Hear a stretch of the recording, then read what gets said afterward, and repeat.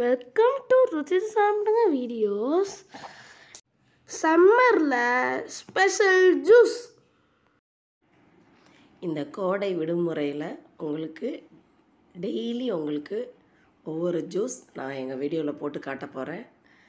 எல்லோரும் பாருங்கள், அதே மாதிரி நீங்களும் ட்ரை பண்ணுங்கள். வீடியோ ரொம்ப பிடிச்சிருந்துச்சுன்னா லைக் பண்ணுங்கள், ஷேர் பண்ணுங்கள், கமெண்ட் பண்ணுங்கள். நீங்கள் லைக் பண்ணால் தான் இந்த வீடியோலாம் உங்களுக்கு பிடிச்சிருக்கான்னு எனக்கு தெரியும். அதனால் ப்ளீஸ் ஃப்ரெண்ட்ஸ் லைக் பண்ணுங்கள், சேனலை சப்ஸ்கிரைப் பண்ணுங்கள். அப்புறம் தான் நான் போடுற வீடியோலாம் டெய்லி வரும்.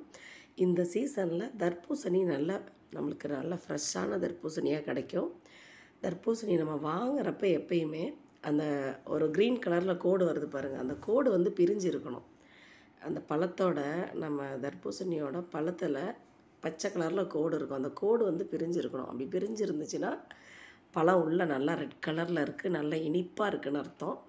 அதை பார்த்தாலே தெரியும். அது மாதிரி வாங்குங்க. கொஞ்சம் அந்த கோடு பிரியாமல் லைன் நேராக வந்துச்சுன்னா வாங்காதீங்க. தர்பூசணி அப்போ தான் நல்லா இனிப்பாகவும் இருக்கும், நல்லா ரெட்டிஷாக சூப்பராக இருக்கும், சாப்பிட்றதுக்கு கரெக்டான பதமாக இருக்கும்.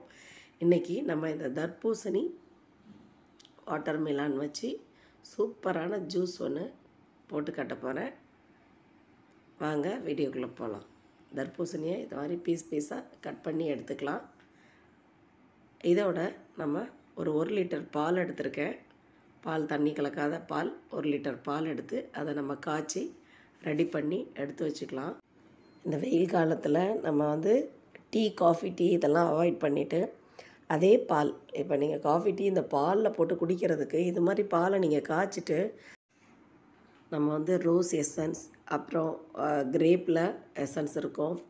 அப்புறம் நான் இன்றைக்கி போட்டு காட்டுறது நாவாப்பழம் எசன்ஸ் நான் போட்டு காட்ட போகிறேன். இது நைட்டே பாதாம் பிசின் நைட்டே ஊற வச்சு நல்லா இது மாதிரி மல்லிகைப்பூ மாதிரி அழகாக மலர்ந்துருக்கும். காலையில் என் குரல் சரியில்லை, ரொம்ப வேர்வையில் ஏசியில் போனதுனால இப்படி ஆயிடுச்சு. கொஞ்சம் அட்ஜஸ்ட் பண்ணிக்கோங்க ப்ளீஸ். அந்த நைட்டு ஊற வச்ச பாதாம் பிசின் அதை எடுத்துக்கலாம். 1 லிட்டர் பாலுக்கு இந்த கரண்டியால் 4 கரண்டி எடுத்துருக்கேன், சரியாக இருக்கும். இந்த நாவாப்பழம் எசன்ஸ் நம்ம சேர்க்குறது ரொம்ப சூப்பராக இருக்கும். 1 கப் சுகர் எடுத்திருக்கேன்.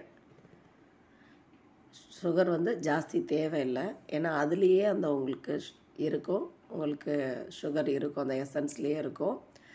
நம்ம கூலிங்காக ஐஸ் கட்டி சேர்த்துக்கலாம், ஐஸ் பால்ஸ் சேர்த்துக்கலாம். இந்த நவாப்பழம் எசன்ஸ் ரொம்ப நல்லது உடம்புக்கு. இந்த சுகர் உள்ளவங்களுக்கு ரொம்ப ரொம்ப நல்லது உடம்புக்கு. இது பயப்படாமல் கண்ணை மூடிட்டு நீங்கள் குடிக்கலாம். ஐயோ நம்ம சுகர் வந்துடுமோ, இப்போ சுகர்லாம் அதில் சேர்த்துருக்கேன். அதெல்லாம் இந்த நாவாப்பழம் எசன்ஸ் போட்டு குடிக்காதனால நம்மளுக்கு அதெல்லாம் சுகர்லாம் வரும்னு பயப்படவே தேவையில்ல, சுகர் ஏறும்னு பயப்பட தேவையில்ல. அந்த காய்ச்சி வச்ச பாலை இதில் ஆட் பண்ணிக்கலாம். ரொம்ப உடம்புக்கு நல்லது.